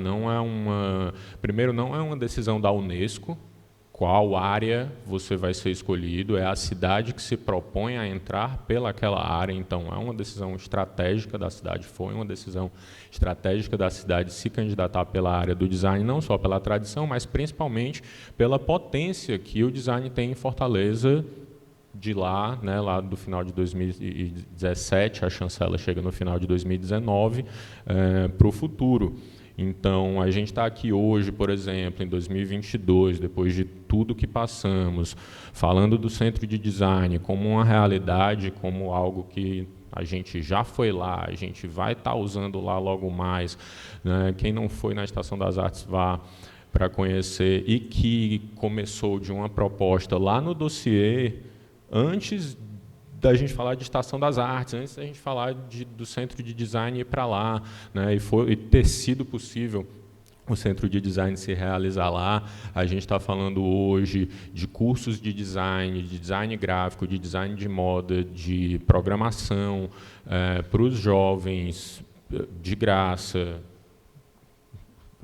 financiados pelo poder público, né, e disponíveis para a população. A Juventude Digital, que é um programa incrível, né, que combina com essas escolas de moda. Quando eu falo para as outras cidades da rede, o pessoal fica muito bem impressionado. Ó, a gente está com turma aberta e dá aula lá, professor que dá aula na universidade. Entendeu? Adorei que você relembrou a nossa aula, Felipe. Estou um pouco distante da sala de aula, coisa que eu amo. E tive a oportunidade de dar aula no curso de design, nesse curso de design, né, da juventude, na Escola de Jovens Designers. E, nossa, incrível estar lá. Eu disse, pessoal, a gente está aqui fazendo uma coisa que foi uma promessa política. As promessas políticas funcionam. A gente tem esse ranço, né, muitas vezes, e obviamente eu estou falando aqui, né, da perspectiva de prefeitura, onde eu trabalho hoje, e é muito legal a gente ver essas coisas acontecendo, como você falou, Felipe, também. Acho que é inegável que o design está em voga, né, está fazendo parte das discussões da gestão pública e está cada vez mais presente, né, no nosso dia a dia. A gente vê aqui os livros da substância, né, dentro dessa conversa eu conheci a colagem negra, eu não conhecia a parte da Alexia, e o cara que fez o projeto gráfico, que faz parte da Daniel Firmino, que faz parte da própria editora, não é isso? Então, eu vi ali no seu dedo Antônio Rabelo, né? Então, a gente... hoje eu tô mal, hoje eu não estou com nada de negro piche. Então, e a gente vê cada vez mais essa valorização. Primeiro, a disponibilidade, né? Existem produtos, né? Você pode mobiliar a sua casa, não toda, mas você pode ter os principais destaques, né, de design cearense, falando de mobiliário. Você pode ter pelas suas paredes gravuras de designers, artistas cearenses tranquilamente. Antônio Rabelo faz coisa com joia com espinho de mandacaru, né? O gradiente não é pintado, os espinhos de cores diferentes que ele vai organizado para ficar o degradê. Então, claro que a gente está falando de Ceará, não está falando especificamente de Fortaleza, mas essa chancela de Fortaleza também vem para influenciar o estado como um todo, o Nordeste como um todo, né? A gente tem a gente assim, né, como um todo o Nordeste, né, tem o Nordeste-se, que é um projeto da Daniela Falcão, com a grande editora que foi da Vogue, e está bombando aí no Brasil com produtos do Nordeste, e eu até brinco com ela, eu disse, Daniela, eu estou vendo, viu, 80% é Fortaleza. Não sei se é 80%, mas a grande maioria das coisas são designers de Fortaleza, tem um número grande assim, de designers de Fortaleza. Então, é um momento interessantíssimo, né, de estar na cidade, ou pelo menos a partir da minha ótica, eu posso falar aí de pelo menos 15 a 20 anos de estar observando, né, esse mercado do design a partir da perspectiva do designer mesmo, que atende clientes, do professor, que tem esse contato com os alunos, e agora dessa perspectiva da gestão pública, que é um outro aspecto, né, mas também ligado ao design, e a gente perceber essas conexões com instituições como o SENAC, com instituições como o SEBRAE, como o FIEC. A gente tem uma associação de designers atuante, né, na cidade, aumentando o número de associados cada vez mais. Também aproveitar aqui para destacar que a gente está com uma presença muito importante lá na Casa Cor. Quem tiver a oportunidade de conhecer, a gente tem uma loja do design, a gente tem um espaço de eventos também, todos esses com a temática da cidade criativa. A loja do design está vendendo incrivelmente, sabe? Está sendo a sensação lá da Casa Cor. Então, massa. A gente está fazendo também agora sim um projeto mais específico lá do gabinete da vice-prefeitura, onde nós trabalhamos, que é o mapeamento dos endereços criativos da cidade. Esses endereços estão recebendo sinalização com a marca da cidade criativa, que é aquela marquinha que está ali na direita superior. O cadastro para esses espaços está aberto no nosso site, fortalezacriativa.com, e a ideia é que essa marca, né, possa ser usada cada vez mais, tá, pelos profissionais da área criativa como um todo, mais focado no design. Então, Thales, a substância pode usar essa marca, pode usar esse argumento nas suas comunicações, sabe? A gente tem produtos de diferentes áreas, até de gastronomia, uma marca de café que é o Bug que faz o design. Muitos aqui conhecem o Leonardo Bug. E ele incorporou no rótulo a marca da cidade criativa. Então, são coisas que a gente tanto vê em outras cidades, essas ações acontecendo, e puxa para cá, quando também mostra, né, essas ações. Esse ano a gente teve a oportunidade de mostrar um pouco dessas ações no encontro internacional de todas as cidades da rede em Santos. Então, a gente estava falando para Nagoya, para Montreal, para cidades realmente do mundo todo. E aí, já que eu falei um pouco das outras cidades, só explicar um aspecto que também muitas vezes gera essa dúvida, que é, mas que tipo de cidade entra na rede?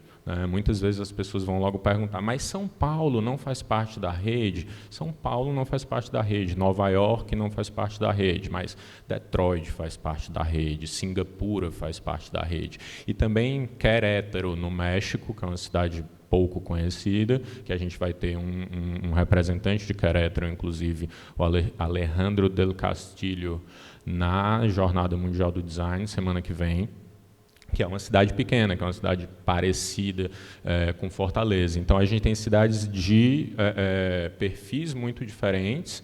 O que faz com que ela ingresse na rede é essa proposta de dossiê que ela coloca.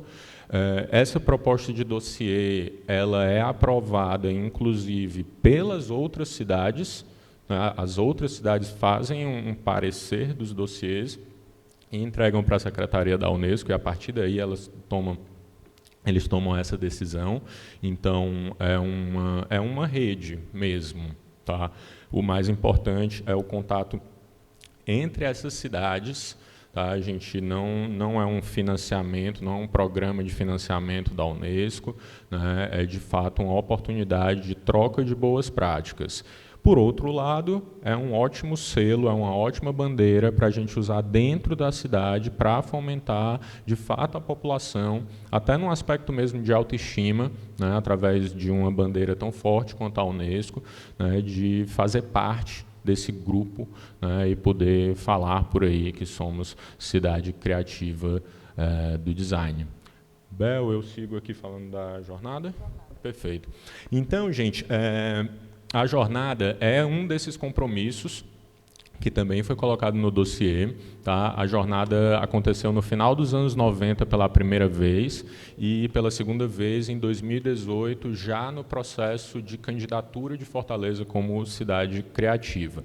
Nessa última edição, a jornada foi ibero-americana de design e artesanato. Então, a ideia é que ela sempre conecte design com uma dessas outras 6 áreas, no caso, né, já que design é uma delas, da rede da Unesco. Esse ano, nós escolhemos a área da literatura por ser a única área das 7 que não tem nenhuma cidade no Brasil representante. Impressionante, né? Então, a gente tem, por exemplo, 4 cidades da gastronomia no Brasil, a gente tem 3 cidades do design, e aí depois, quase todas eu acho que só tem uma, mas tem uma de cada um. Até artes midiáticas, que é essa parte de interação, de tecnologia, que Campina Grande representa. João Pessoa é artesanato e por aí vai. Recife é música, Salvador também, Florianópolis a gastronomia, bem, não vou lembrar todos, são 12, tá? Mas importante dizer, Brasília e Curitiba são cidade do design. Então, muita gente, quando disse, e Fortaleza entrou nesse rol de Brasília e Curitiba, porque quando a gente pensa arquitetura de Brasília, urbanismo de Curitiba, já é algo que está posto, né? Todo mundo conhece a cidade, por isso Brasília nem se fala.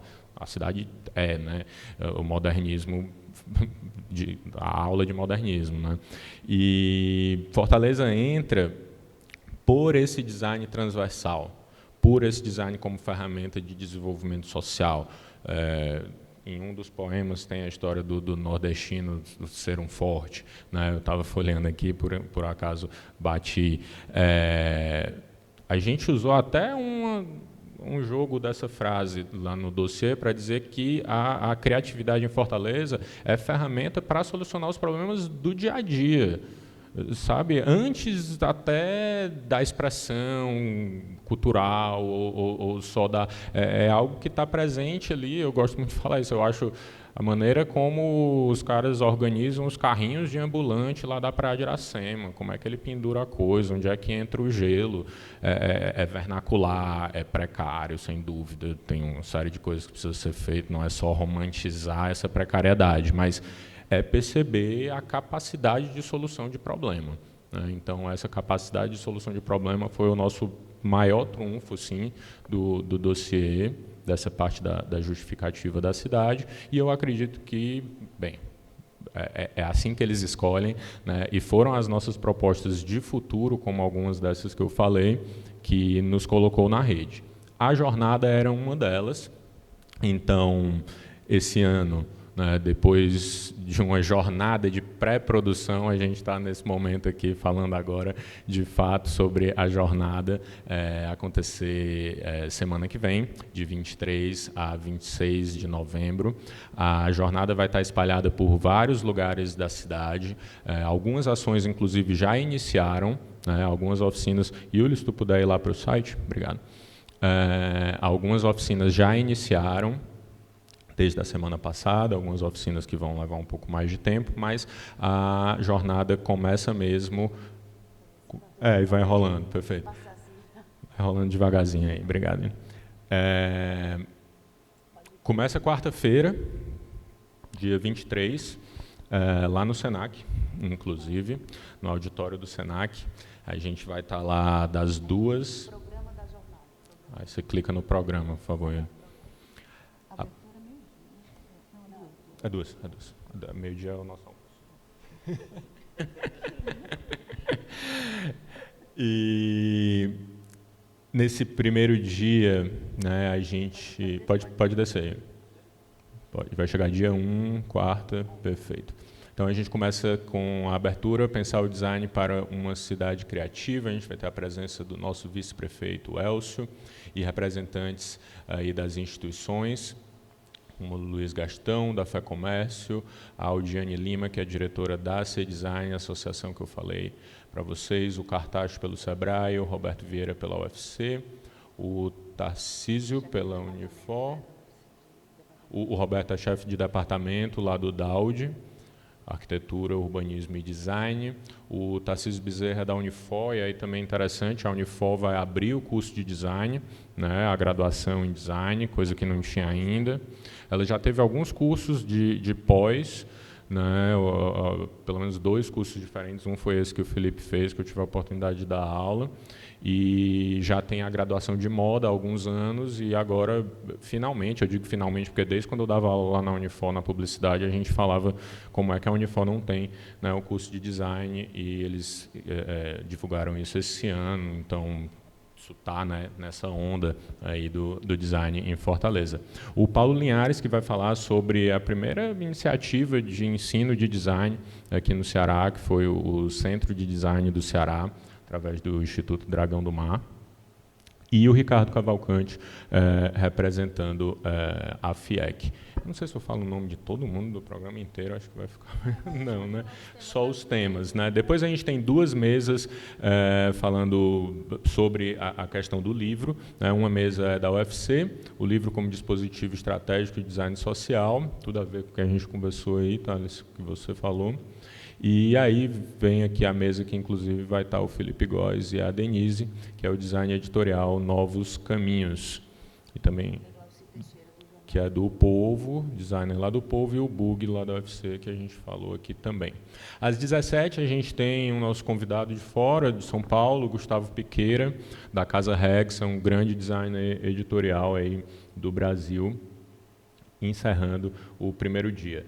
No segundo dia, a gente vai ter oficinas acontecendo por vários lugares, que depois vai aparecer ali embaixo, 16 lugares pela cidade, todos os Cucas, Escola Tomás Pompeu, o UFC, Vila das Artes, o próprio Senac, e também, né, especificamente, um workshop de Place Branding, com a Ana Cota, que é do IED. A quinta, vocês vão ver que é uma programação um pouco mais enxuta, porque é dia de Jogo do Brasil à tarde. A gente não teve essa audácia de competir com o Jogo do Brasil. Depois a gente volta para a sexta. Meio-dia acabou o país. Querido. Muito obrigado, Thales. Você deve estar com 1000 coisas pela Bienal. Seguindo, na sexta, a gente tem o dia inteiro de mesas. Agora a gente está falando do Museu da Indústria, né? Então, o primeiro dia vai ser todo lá no Senac, e o terceiro dia, segundo dia de falas, vai ser lá no Museu da Indústria, que começa a criatividade como motor de desenvolvimento econômico. Importante destacar o Stefano Carta, que é um convidado do IED de Milão, entre outros. A segunda mesa é Elementos para um Design Regional e Social, com a Armênia Rocha, o Érico Gondim e a Celina Issa da Catarina Mina. Depois, Design Social no Setor Público e Privado, que também tem muito a ver com isso que a gente falou aqui, né, do uso do design dentro do setor público como ferramenta de desenvolvimento social, seja através, né, de editais, seja através de capacitações, seja através do uso da linguagem simples para facilitar o acesso ao conteúdo de editais. Esse é um assunto que também está muito sendo muito presente no momento, né, essa questão da linguagem simples, até porque nesses casos o design fica claro como ele é uma ferramenta de democratização daquele instrumento do edital, né? Porque muitas vezes a gente justifica que existe o edital, mas quando você vai ver o edital, para uma pessoa que não conhece, né, torna-se um obstáculo intransponível. Simplesmente a pessoa não tem acesso, né, àquele edital, e acho que até demorou para o design chegar nesse ponto, né, mas foi essa evolução. Depois a gente tem uma mesa com os convidados internacionais, que é a Lígia Ronat, de Manchester, e o Alejandro, que é do México, que eu falei para vocês antes. Eu vou estar presente nessa mesa. E, por último, a gente tem a mesa final desse dia, que é o Design para um Mundo em Crise, com o Jackson Araújo e a Adélia Borges, que também são convidados de fora. Apesar do Jackson ser cearense, ele já é quase um convidado nacional, não é isso? Depois a gente vai para o sábado, que agora a gente vai para o MIS, para o Museu da Imagem e do Som. A programação começa naquela sala imersiva que fica lá no subsolo do MIS, com uma mesa sobre metaverso. Depois a gente tem a aula Luz com o Pablo Manier.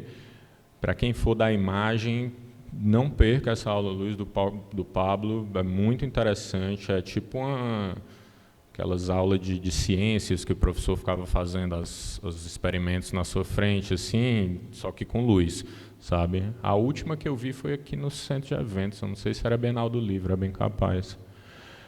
Né? Acho que foi, lembrei agora. E depois a gente sobe ali para a praça, onde a gente vai ter uma exibição de videodanças, de vídeos de videodança, né, da Mostra ICA, que fazem parte da Mostra ICA, lá da UFC. E, por último, a gente vai ter uma apresentação da Camerata da UFC, junto com uma projeção interativa feita pelo grupo do Design Computacional, o professor Roberto Vieira, que apareceu lá em cima também na mesa. E não sei se vocês já viram, mas o interessante é porque, enquanto a camerata fica tocando, as imagens que estão sendo projetadas, elas se movimentam de acordo com o som. Né? Então, não é uma coisa que já está feita a animação. Está feito o preset ali, de acordo com o que vai estar acontecendo. As imagens vão se movimentando, é bem interessante. Para todas as idades, mas principalmente para as crianças, é uma programação bem legal. Ainda no sábado, a gente vai ter uma feira criativa lá na Rua dos Tabajaras, onde, além de outros produtos, a gente vai ter espaços para publicações e livros, e a gente vai ter também apresentações artísticas do pessoal lá da Mostra ICA. Essa é a programação do nosso evento. Esperamos todos vocês lá. Pedimos que vocês espalhem para os amigos nas suas redes. Vocês podem acessar as informações no Instagram Jornada Mundial do Design ou no Fortaleza Cidade Criativa, mas o Jornada Mundial do Design é mais fácil ainda de lembrar. Isso que eu mostrei aqui está no site fortalezacreativa.com. Também todas as informações estão lá. Se vocês precisarem de alguma coisa mais específica, podem entrar em contato com a gente por esses canais. A gente envia os materiais, os cards de divulgação, tudo mais.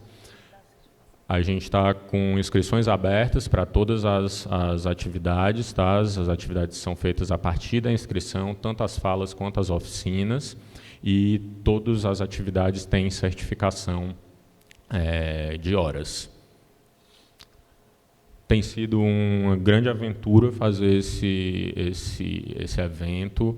Agradecer aqui publicamente ao empenho de toda a equipe lá da vice-prefeitura em fazer isso acontecer, apesar de todas as dificuldades que todos aqui sabem de como é fazer um evento, né? Mas a gente conseguiu fazer um evento bem bonito, estamos muito orgulhosos. Além da equipe, agradecer todas as instituições, em nome da Denise, que está aqui no palco conosco, todas as instituições que estão presentes. Vocês vão ver na comunicação que tem muita gente aí envolvida. A ideia era fazer realmente uma jornada ampla, uma jornada que se espalhasse pela cidade, que não fosse centralizada, que pudesse ser acessada pelo maior número de pessoas, né, inclusive geograficamente. E acho que a gente conseguiu, né, chegar nesse objetivo. E semana que vem a gente vai estar mergulhado nesse evento, esperamos ver todo mundo lá. Bom, obrigada, Alberto. A gente, acho que poderia fazer aqui uma rodada final de considerações finais, né? Acho que foram algumas questões muito pautadas assim, pela própria lugar que está abrigando esse debate. Acho que a gente centrou mesmo na questão do livro, né, em uma jornada que pretende falar de design, mas um design que está presente dentro da literatura, muito especialmente. Então, acho que convergiram os temas, os momentos, os tempos e os movimentos. Eu queria pedir só para uma palavra final aqui de vocês e a gente encerrar. Eu vou encerrar aqui lendo aqui uma matéria para vocês, bem interessante, que tem a ver aqui com o que a gente está conversando, sobre que junta aqui literatura e as cidades criativas. Tem uma cidade no Iraque, que sei nem falar o nome, é Slemami. Slemami, eu nunca tinha ouvido falar, mas Slemami é a cidade criativa da literatura no Iraque. Slemami, uma cidade do Iraque, tornou-se uma cidade criativa da literatura da Unesco em 2019. E a literatura tem um papel ativo no desenvolvimento cultural e econômico de Slemami, um centro cultural regional. Eu vou ler aqui rapidinho, só algumas questões, que a literatura e a criação literária dominam a cidade, que também é uma capital regional da tradução, e lar de 7 grandes editoras. Quer dizer, grandes editoras, né, é um negócio doido, assim, ter 7 grandes editoras. Hoje a cidade abriga grandes festivais literários, incluindo o Festival Galawers, que não deve ser pronunciado assim, né, porque é no Iraque, fundado em 1996, que convida escritores curdos, árabes, persas, turcos e iraquianos a participar e contribuir com seus trabalhos. Slemami se concentra em projetar e implementar políticas e medidas para apoiar os criadores e a criação de nova literatura. Diante do surto de coronavírus, a cidade de Slemami lançou uma iniciativa intitulada Literatura e Artes como Companheira e Terapeuta, para ajudar as pessoas em confinamento a praticar distanciamento social para permanecer resilientes e unidas. A cidade visa apoiar os pacientes de Covid-19, em particular, fornecendo-lhes obras e materiais literários criativos e inspirados. Escritores, autores, artistas e jornalistas de outras cidades criativas da literatura foram convidados a partilhar suas criações e visões otimistas, bem como experiências positivas de vida, para ajudar as pessoas a lidar e a se recuperar. Até o momento, as cidades criativas de literatura de Durban, na África do Sul, Melbourne, na Austrália, Ulyanovsky, na Federação Russa, e Óbidos, em Portugal, e Odessa, na Ucrânia, demonstraram interesse e contribuíram para essa iniciativa. Então, as obras literárias coletadas serão integradas e digitalizadas em uma coleção intitulada Cuidar um do Outro é um Direito Humano, e vai ser disponibilizado online e divulgado entre as cidades criativas participantes. Então, é interessante ver como as iniciativas de cidade criativa, né, elas impactam o dia a dia das pessoas, né? Eu achei sensacional isso. E eu tenho assim um case, né, pessoal para contar, uma historinha. Quando eu morava em Niterói, as minhas filhas tinham menos de 9 e 7 anos. Elas deviam ter 6 e 8, por aí, 5 e 7, por aí. E perto de onde eu morava, assim, a 2 quadras de onde eu morava, tem o Parque São Bento, Campo de São Bento. Nesse Campo de São Bento é uma praça, assim como a Praça das Flores aqui. Tinha uma biblioteca pública, não sei nem se ainda existe lá, uma biblioteca pública infantil. E as meninas, elas todos os dias, elas iam até essa biblioteca sozinhas. Naquela época podia andar sozinha pela cidade, né? Elas atravessavam rua, iam sozinhas, e elas deixavam um livro e pegavam outro. Deixavam um livro e pegavam outro. Então, era uma coisa que elas faziam diariamente. Elas deixavam um livrinho, traziam outro para casa, liam e já ficavam com vontade de pegar no dia seguinte, mas a biblioteca, acho que disponibilizava um por dia, né? Se era associado à biblioteca, podia pegar um livro por dia. Devolvia um livro, trazia um outro. E sempre se gostou de ler em casa, né? A gente lia para as crianças em casa, né? Eu acho que a leitura tem que ser estimulada possivelmente, né, dentro de uma possibilidade. Quando o Tales nos conta a história de vida dele, a gente percebe que existem realidades muito diferentes, né, nesse país. Mas, se atitudes como essa tiverem disponíveis numa cidade como Fortaleza, em cada praça ter uma biblioteca pública, olha que sonho maravilhoso, onde as crianças possam ir lá pegar esse livrinho, se não for sozinhas, porque hoje as crianças não podem andar sozinhas mesmo, né?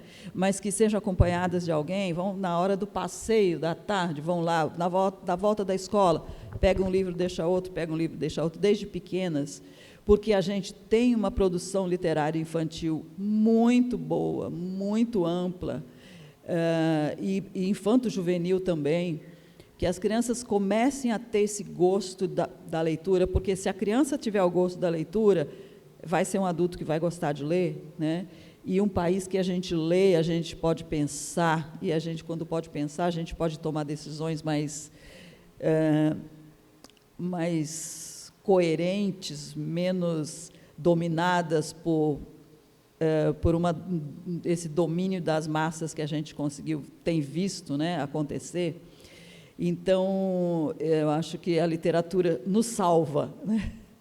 Dentro das artes nos salva, a literatura nos salva, né? A possibilidade de ler nos salva. Então, assim,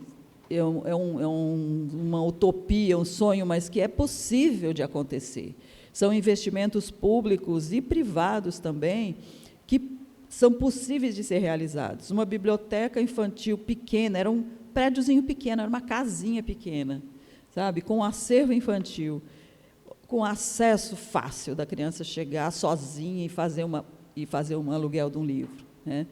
Esse é um sonho que é facilmente ser realizado. Então, quem sabe o design consegue, junto aqui, né, intermediando junto com essas questões de literatura. Assim, fica aqui a minha proposta, aqui, a minha sugestão aqui de que o design trabalhe com isso, né, com criar ambientes acessíveis para essas crianças chegarem, né, ter essa interlocução com o poder público, por que não investir nesses pequenos locais, né? E a iniciativa privada tomar conta daquilo ali, né? Isso é totalmente possível, não são investimentos altos para se fazer, né? E o retorno é inacreditável, né? Então, eu me despeço aqui com essa sugestão.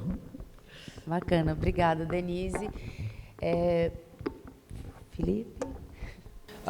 Da fala maravilhosa do Gilberto Gil sobre cultura, né? Sobre cultura ser algo como feijão com arroz, né?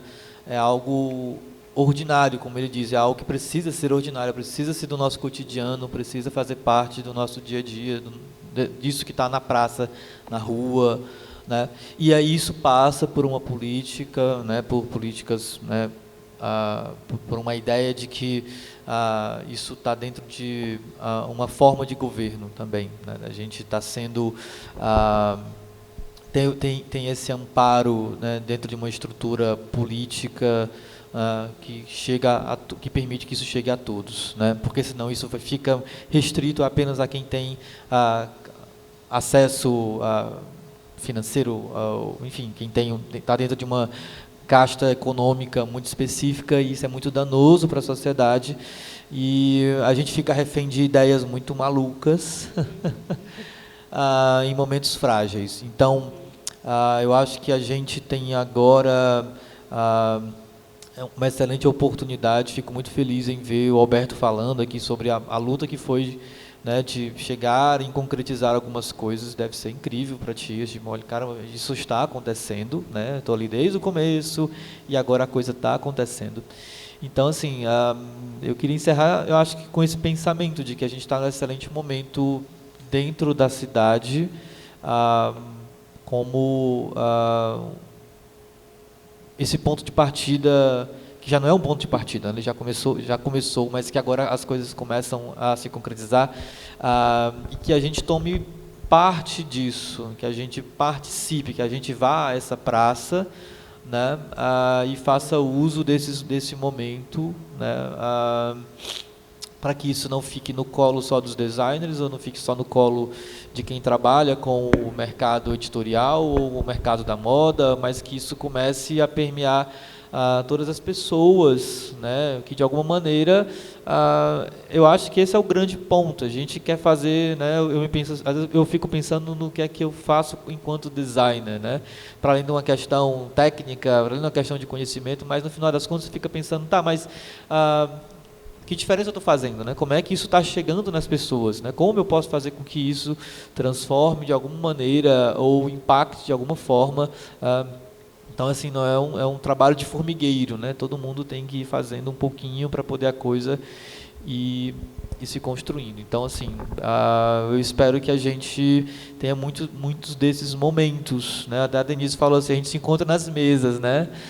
né? E aí o próprio Alberto, eu converso muito com o Alberto, mas mal assim, né? E aí teve uma pandemia, atrapalhou muita coisa, colocou muita coisa, né? A gente teve que cuidar uns dos outros, cuidar da gente, cuidar dos que são, né, as pessoas que são preciosas para a gente. Então, assim, eu espero que esse seja um momento de resgate, que essa cultura, como disse, né, o nosso ex-ministro da Cultura, que essa cultura possa se tornar cada vez mais parte de um cotidiano, esteja ali na Rua dos Tabajaras, numa feirinha, esteja dentro do Senac, esteja, sabe, permeando a cidade, para que a gente possa ver, né, que o design não é essa coisa colocada num horizonte distante da gente. É isso.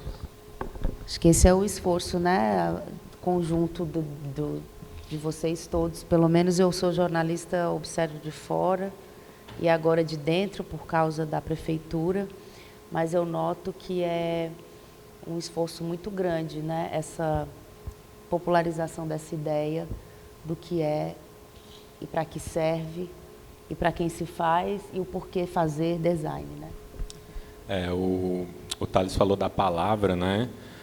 Já não é mais hora para mudar a palavra, então a gente precisa agora, né, dar um jeito de explicar, né? E é isso que designer faz, né? Explica as coisas. Se a gente não conseguir explicar, pelo menos, né, essa é a missão. Então, encerrando aqui minha participação, reforço o agradecimento, Mileide, destaco a importância, né, de manter o design como tema dentro da Bienal, né, e que ele possa cada vez estar mais espalhado ainda, né. Eu vi que tem várias outras ações de ilustração, né, de várias coisas, mas que fique ainda o pedido de ter mais capistas, de ter mais diagramadores, de ter mais editoras, né, que o pessoal do design chegue cada vez mais aqui na Bienal. O evento está lindo, é um evento que a cidade espera, né, e a gente vai ter cada vez mais livros cearenses, escritos por cearenses, desenhados por cearenses, impressos aqui, né, e a gente ter esse mercado realmente forte. E a gente finaliza, o encontro ele teve a seguinte ideia, a gente começa com a grande pergunta, tem um livro, o que fazer com ele? Né? Aí o Maílson Furtado veio aqui, né, e fez uma oficina, olha, você pensa, você produz o seu livro, vai caminhando tudinho até chegar no leitor. Então, ele fez esse percurso, depois a gente debateu a questão de Gutenberg à web, essa questão da venda em trânsito livre, foi também debatendo outras questões da própria sustentabilidade das pequenas editoras, e as pessoas foram dando conhecimento. A gente pensou que esse público iria andar por tudo isso, e aí a gente vem com a seguinte provocação. Vocês já caminharam, né? Você, principalmente você, Alberto, e chegou à Fortaleza, capital do design. Como a gente se junta para também Fortaleza ser a capital da literatura, né? Eu acho que isso, a gente já está criando números para poder a gente entender melhor isso, né? Então, esse é um convite para amanhã vocês estarem junto com a gente, né? E também a gente depois, quem sabe, ter aí a Fortaleza, capital da literatura, que eu acho que merece, né? Então, muito obrigada.